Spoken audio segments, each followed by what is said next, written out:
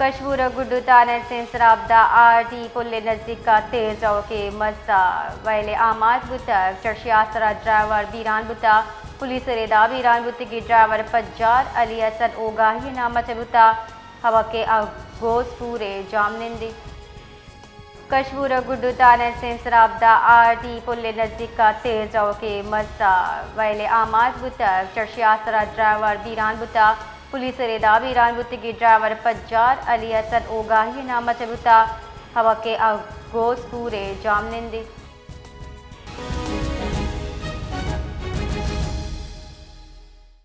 जी शेरबाज खोसो बताएगा कि हादसा कैसे पेश आया। जी बिल्कुल, कशमूर गुड्डू थाना के हदूद 17 आरडी पुल पर तेज रफ्तार मजदा बीएस फीडर में गिर गया।